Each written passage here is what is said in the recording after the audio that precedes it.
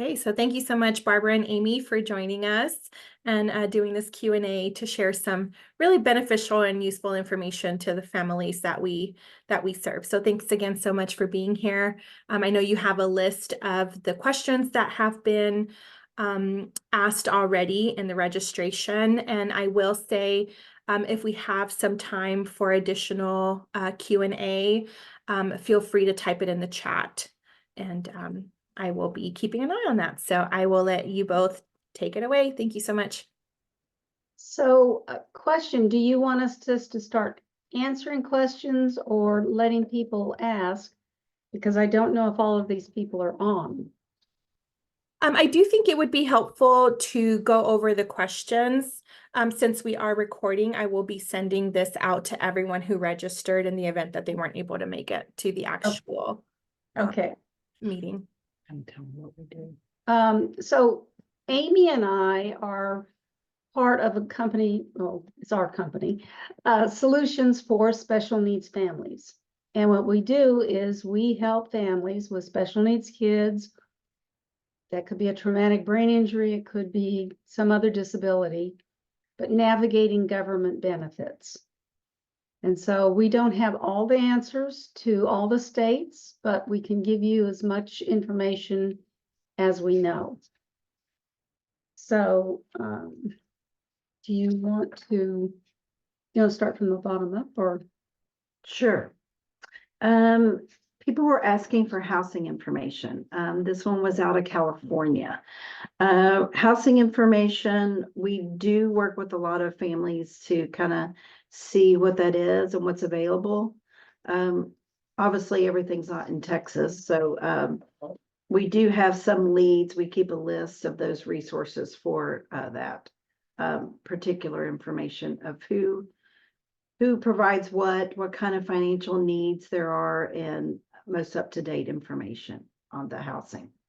And California is really good because they have the regional centers, and the regional centers can help with government-funded housing. Now, it's hard to know whether they were looking for government-funded housing or private pay. But either way, we can help, answer those questions if they do want to direct something more specific to us. This one's a loaded question for sure. What is life like after 21? Day programs, home care quality, residential options? Do people hire out of pocket in order to get better care? And how to compare support state by state? Yeah. Go ahead. All right. So, and this is from Maryland. And so first of all, life after 21, my first question would be, have they applied for SSI, Supplemental Security Income, and are they receiving Medicaid? And if so, then the next question is, have they signed up for the Medicaid waivers in Maryland to see what kind of supports they will provide? Because they do need to then look at day programs.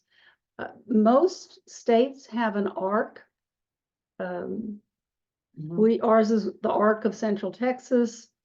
There's ARCs in different cities in Texas. So I would Google the ARC of whatever, Maryland or whatever city they're in. Or county. By county. And they should be able to provide some good information on that. To hire out of pocket probably is one of the best ways to get a higher quality, because as most everyone knows, the government does not pay premium for salaries.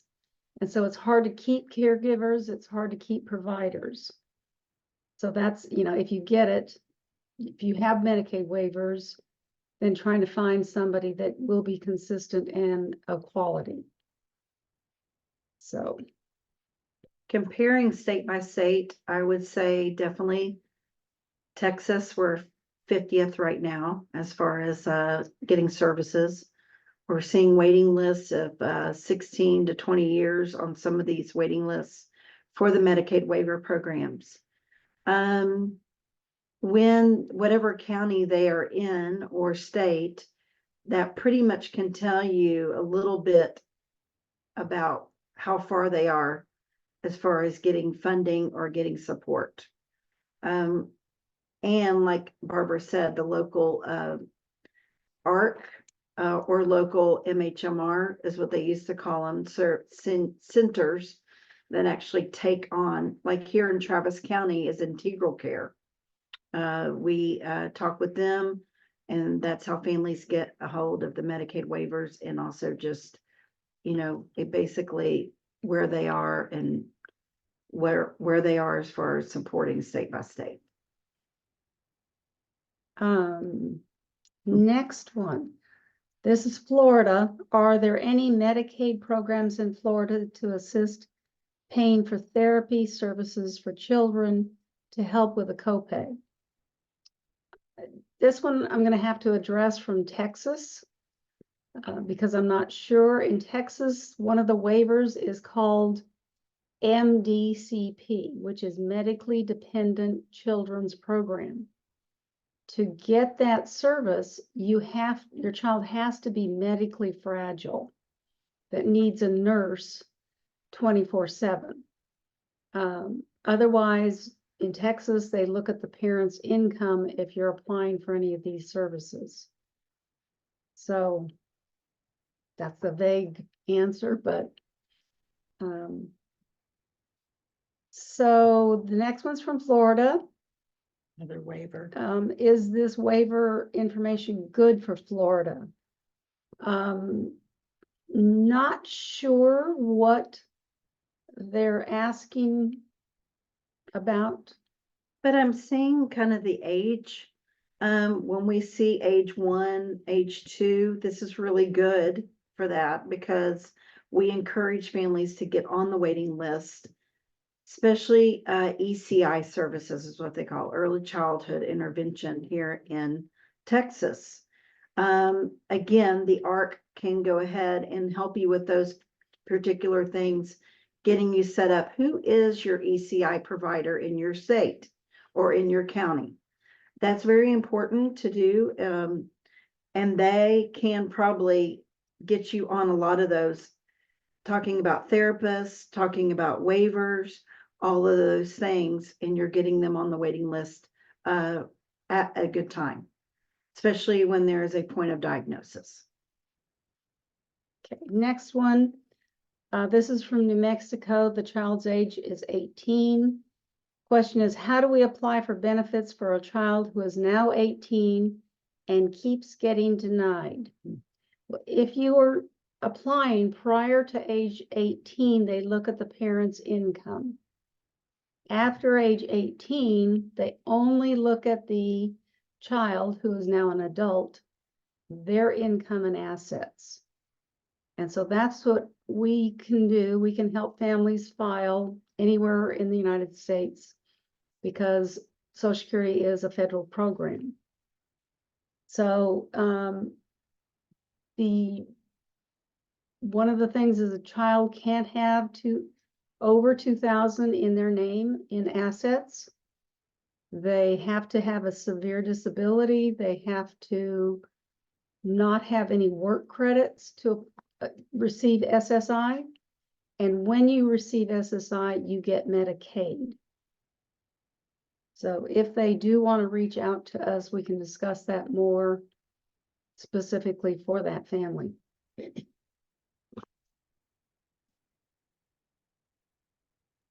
So this next one is from Florida.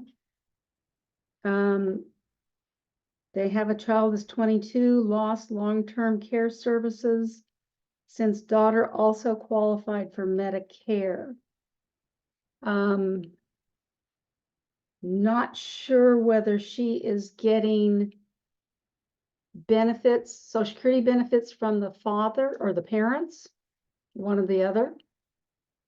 And that way, that's how she got Medicare, or, there's a lot of questions there. It's not a black and white answer, but if she received benefits from the parents and received Medicare through that avenue, there is a policy operations manual, which is what Social Security is their guideline. And it said, if you were eligible for Medicaid prior to that event happening, you're still eligible for Medicaid. So that is an area that can be appealed and fought for. And just to clarify, somebody in the chat said yes, they're receiving the benefits from the father. Okay. And so that, you can go back and say, look, Medicaid, here is the Social Security's rules on that. Because they were eligible prior to that event happening.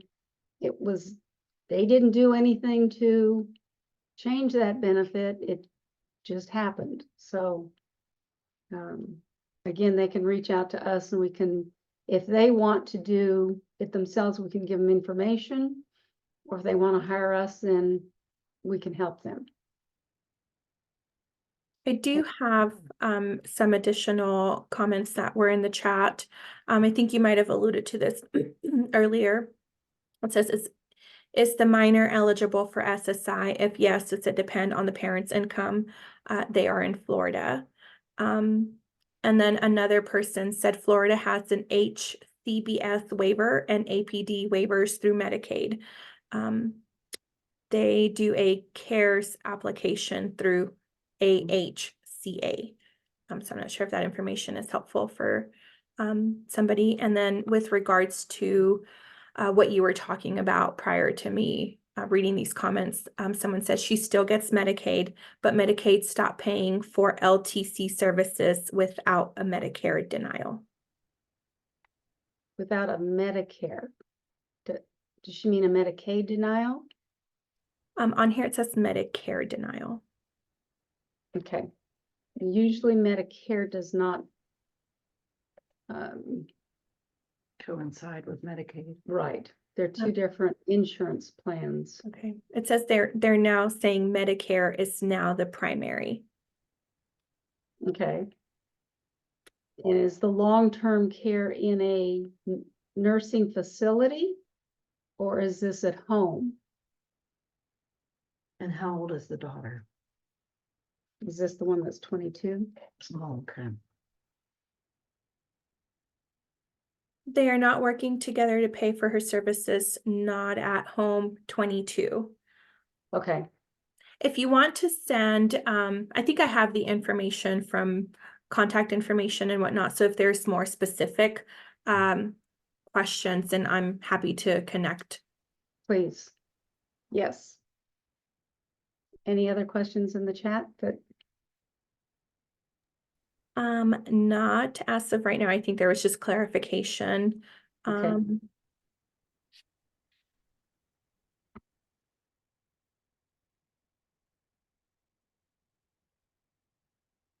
Okay. We're good. Okay. Okay. Missouri, 21. Medical insurance switching to adult. Do they have SSI? Is the question. That we would have for that family. Because between 18 and 21, if they had SSI prior, it was under a child's, Social Security has criteria for a child, and then they have disability criteria for an adult. So if they're switching from the child SSI to an adult SSI, a lot of times they have to reapply and provide new medical information. And again, if they have questions, have them please reach out, email, call, however they want to reach out to us and ask more specific questions, and we're happy to just give them the advice or, okay. Next one, age 12, Alabama. My son has a brain injury and we have been denied SSI. He needs access to more therapy, but we keep getting denied over income. So again, this applies that SSI prior to age 18 looks at the parent's income. So with the therapies, I would say, do the parents have employer insurance? Is the child on the parents' employer insurance? A lot of times that's better than Medicaid, but you know, if they're self-employed, that's a hard one. So again, there's lots of questions versus answers. Yeah, I do have a question. I'm wondering if you can give some advice on, because we are talking a lot about SSI, so how to strengthen an SSI application, if at all possible. Sure. So we send out a checklist of documents they need. And a lot of times, well, Social Security will not tell you that they need a psychological evaluation that's been done in the last year to 6 months. They need medical information from every doctor that has seen the child in the last 5 years that relates to the disability. You need school records.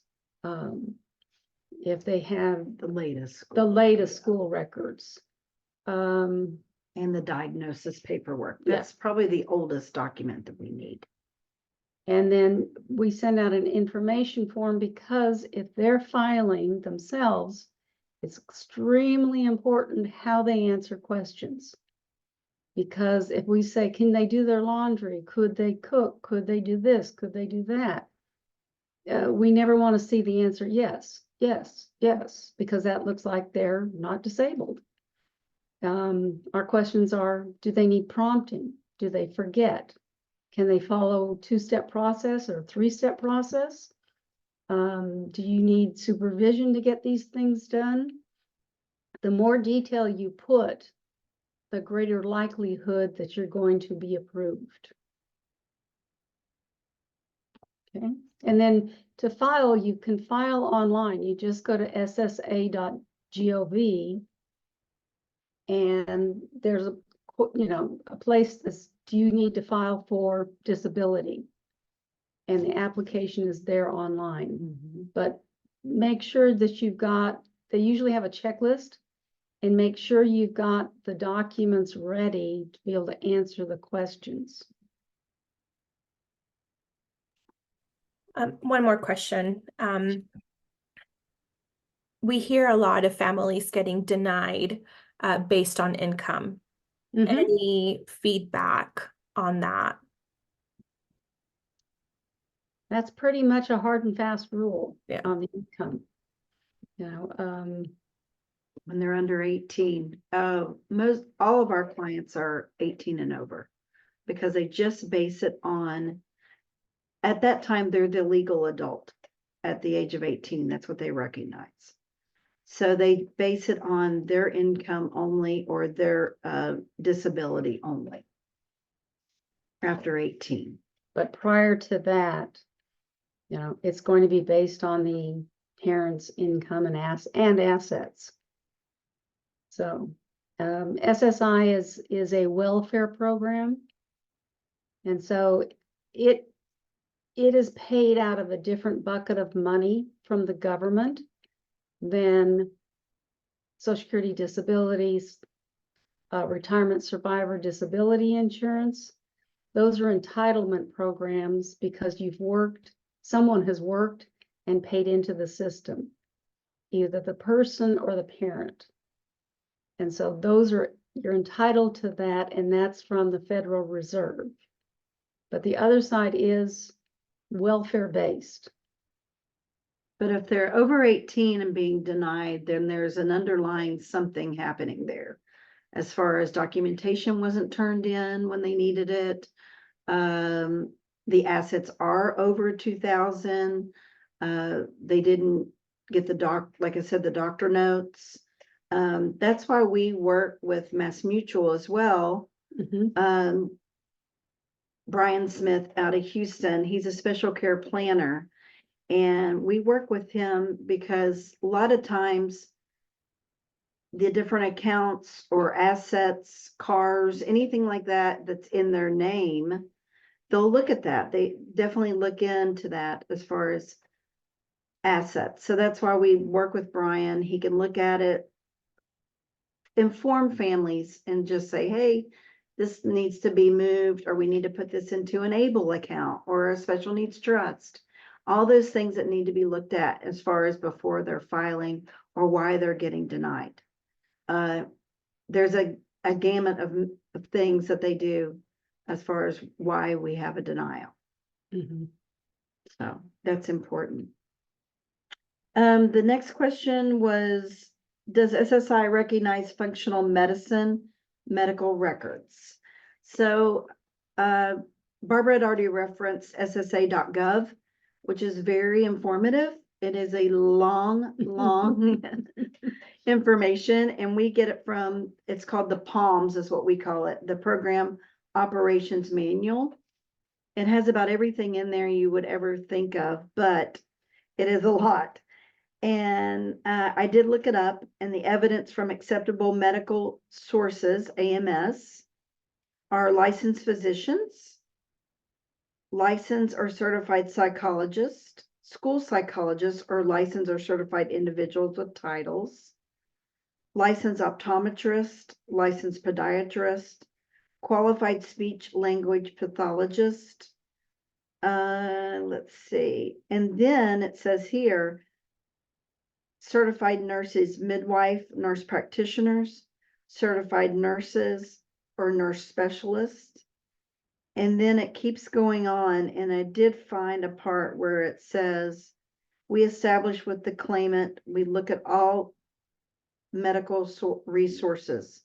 Non-medical sources that they honor are educational personnel, such as school teachers, counselors, early intervention, which I was talking about earlier, the ECI team members, developmental center workers, public and private agencies, especially if you have a social worker that you're working with, the ones that you guys are on waiver programs, that social worker is very important. They have a lot of information on that. Relatives, caregivers, friends. And then as far as, that was pretty much it. I think there was one more thing. But it did say, it's very long, I'm looking at it again. Medical sources are not legally permitted, but are legally permitted to provide health care, such as naturopaths, chiropractors, and therapists. Are or are not? Are. But they're not AMSs, which I could told you before, but are legally permitted. So yes, that's a yes. I know that was a long answer, but it just comes from the POMS for SSA. Okay, the next one's from Ohio. The child's age 5. And it says, my child has a BCMH waiver and I don't know what it is for and how to use it. So I Googled that and came up with to contact the ARC in Ohio regarding that waiver, and it explains what services are available, but also if she'll reach out to the ARC, or he, his mother or father, reach out to the ARC and say, so what kind of services can my child get? Where do I go to look for these services? How do I find a provider? So, And if they know their child's on BCMH, whoever contacted you, the case manager, I'll go back to that. Whoever contacted you, you can go back to them always as far as getting that information, and they can do a referral out as well. Since we are on the topic of waivers, there is a question in the chat. And it says, if the child's medical needs changes, for example, they were feeding by mouth, but now they're tube fed, does that change your position on the list? So I'm assuming they're on the waiting list for the waiver. No. I don't think so. It might change the level of need if you've already been approved, but if you're still waiting, you know, there again, it depends on the state. In Texas, it would not change it. Other states, I think they do take more critical care first on the list. So it's dependent on the state. Mhm. And let me add on the waivers, I think one of the biggest things when we talk to the Medicaid waiver providers, when we go and speak at other places, they said a lot of people that come up on these waiting lists that have been there for years and years and years, and then when they go and they're finally off the waiting list, they call them or mail to them, they get returned mail, or they don't have a good phone number.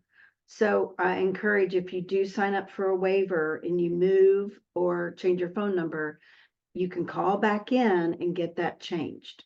And that way they're up to date and all that. I mean, that they said that was the biggest thing. It's really heartbreaking that you wait that long and then they can't get a hold of you to provide the services. And then if they can't, they drop you. Mhm. And you Move on start- to the next. And you start from square one. So. Okay, age 6 from Georgia. So how to prove mental impairment for SSI if it doesn't affect speech, but affects reasoning, executive functioning, attention. Those are all easily proved from medical providers and psychologists. My son has a severe DAI, TBI, and was denied SSI. And my question is, at what age? How old is he when you applied? Again, if it's under 18, unless the parents are in the poverty level, they will be denied. He can read and speak fine, but his reasoning, attention, and impulsive behaviors are definitely new issues we're dealing with that affect his success in school and ability to perform on a grade level. Neurologist Neurologists will help on this one. and can do referral for a psychological evaluation. And they can also refer for behavioral therapy, ABA. The school should be providing ABA. They should be providing this, you know, what other, you know, just some other therapies from school. Yeah, if So- they have a behavior plan in place. Mm-hmm. So to, you know, you may need to fight with the school for more services if they're under the age of 18.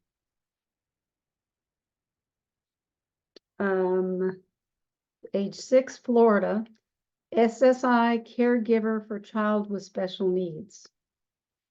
There again, we're circling back to that age, you know, under age 18. So again, if the parents are in the poverty level, they'll probably get the SSI. The caregivers look for, as Amy was saying, the ECI.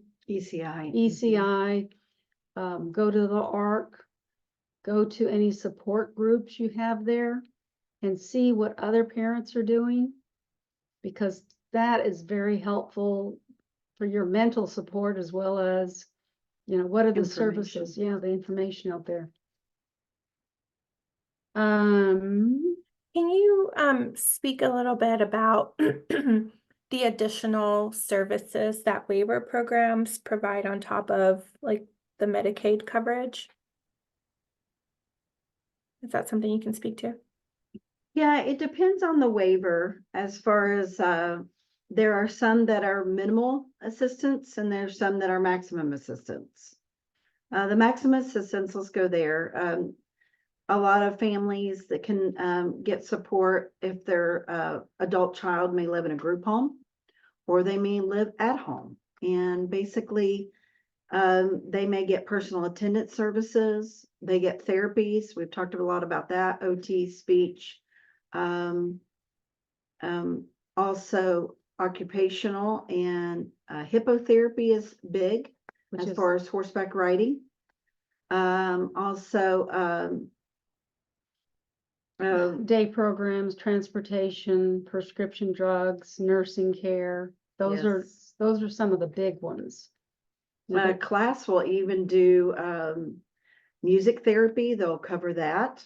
Aqua therapy, mhm. recreation therapy, massage therapy. Class in Texas provides a lot of therapies. Mhm. They don't pay for housing. They will pay for day programs, I believe, Mhm. and they'll pay for camps, Mhm. A respite. respite. So, yeah, the waiver programs are, when you get on a waiver program, it is an amazing program when you do get on it. They base it on disability.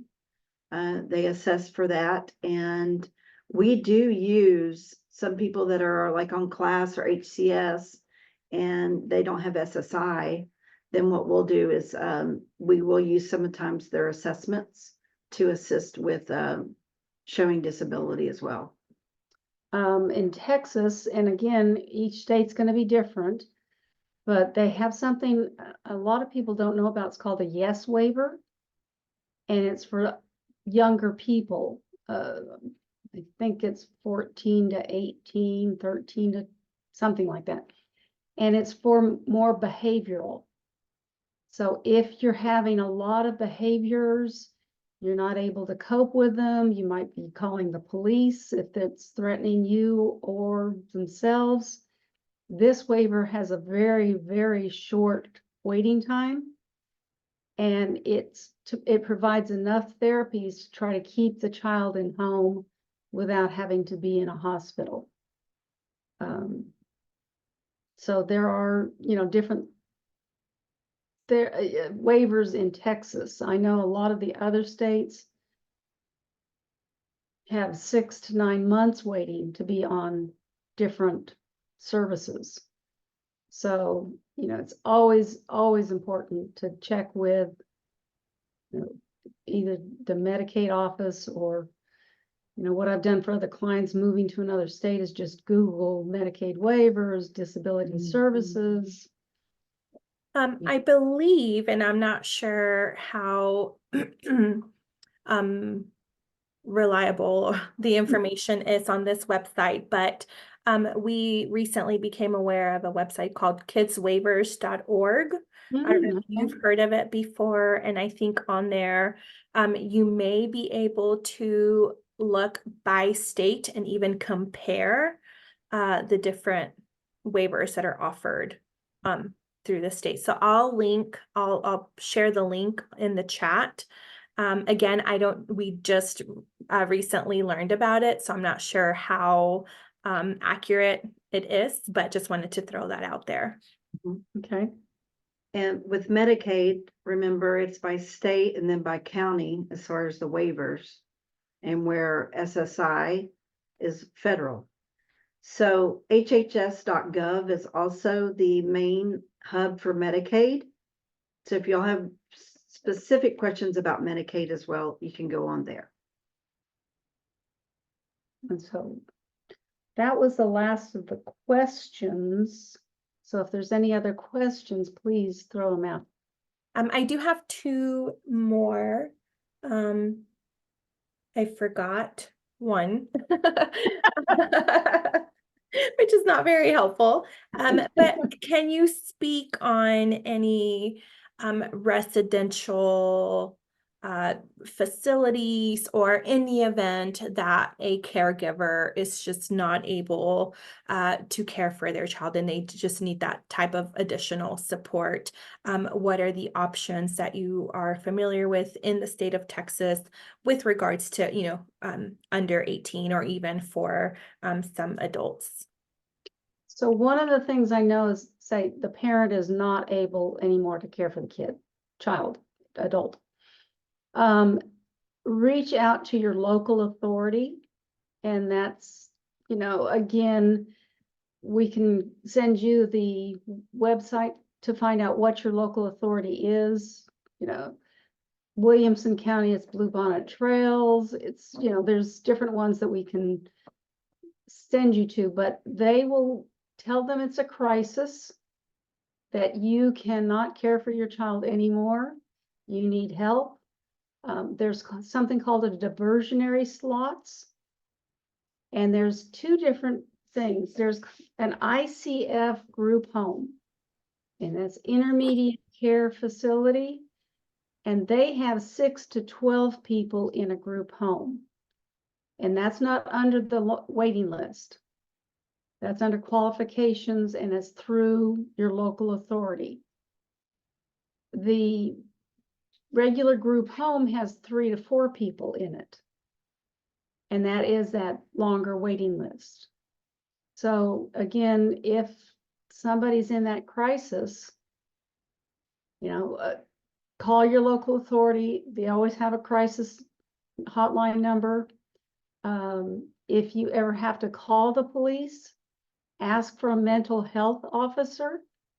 Don't just say, I need help, because they might come into the home not knowing that the child has a TBI or something else, and it become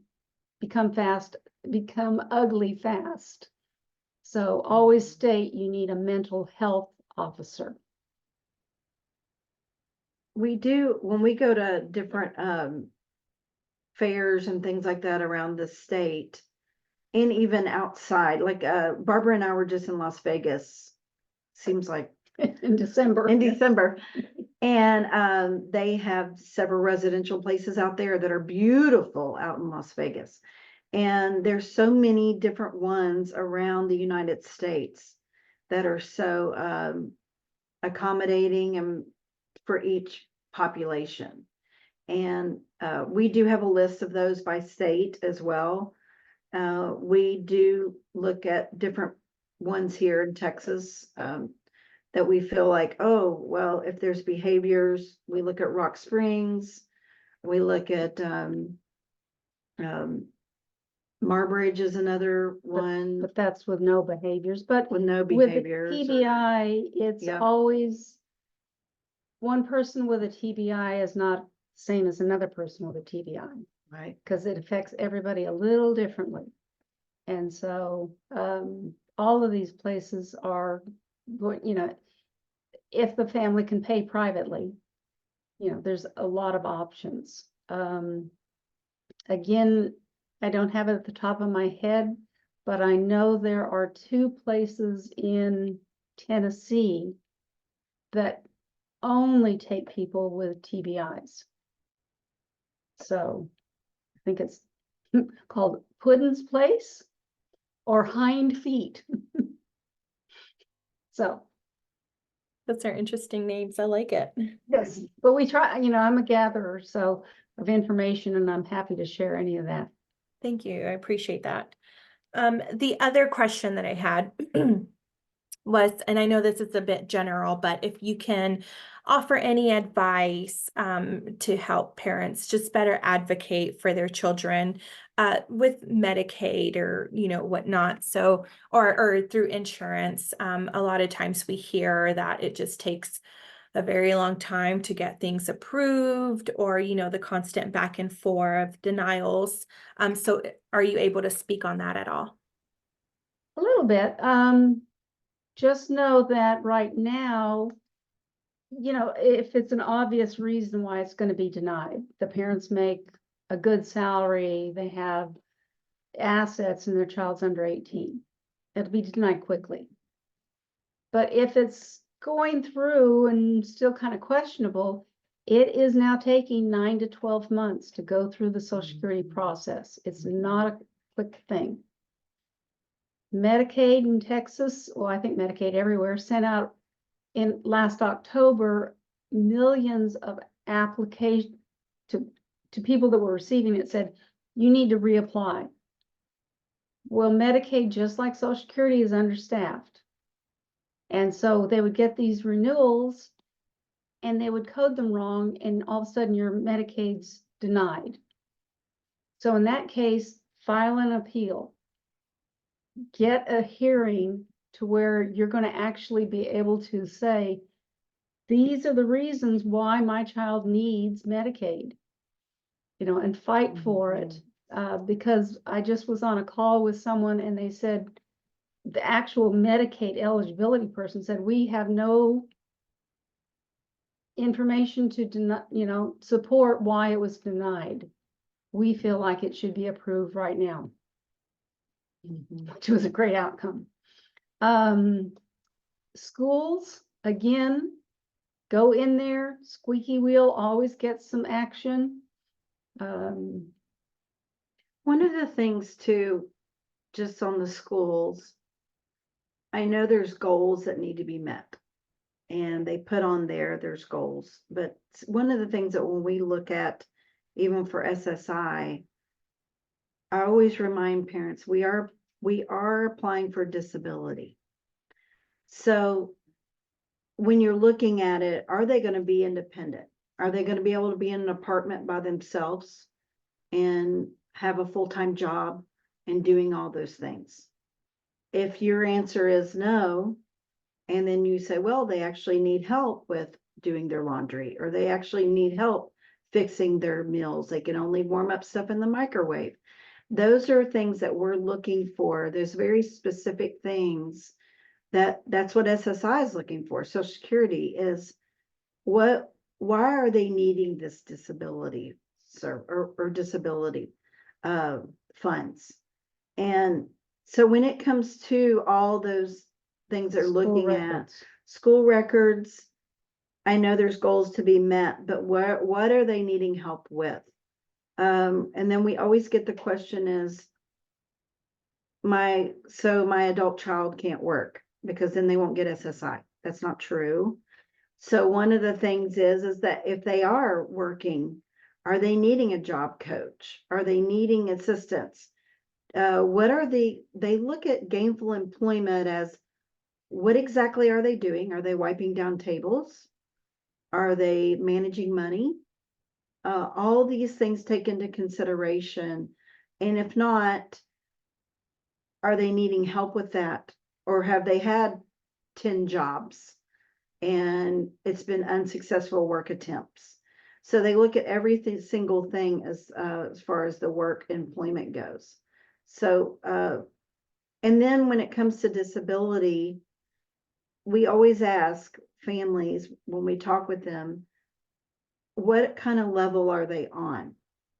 If they are very high functioning, especially with autism or traumatic brain injury, if they're very high functioning, then we look at that because that may be a reason for the denial as well. If they're able to independently do things and they see that. Because if they can drive and they can work, they're not seeing a therapist and they're not taking any medication, Social Security is more than likely going to deny that person. But we can always take a look at those as well. We do not charge for our services for a consultation for them, just to say, yeah, I don't know if this is going to make it, because we see it a lot. We do a lot of the trainings. We read the palms a lot of what they're looking for. And that's why it's important to know what they are looking for. I've heard a lot of these questions about denials, and now I'm like, why are they being denied? So we really are interested in that.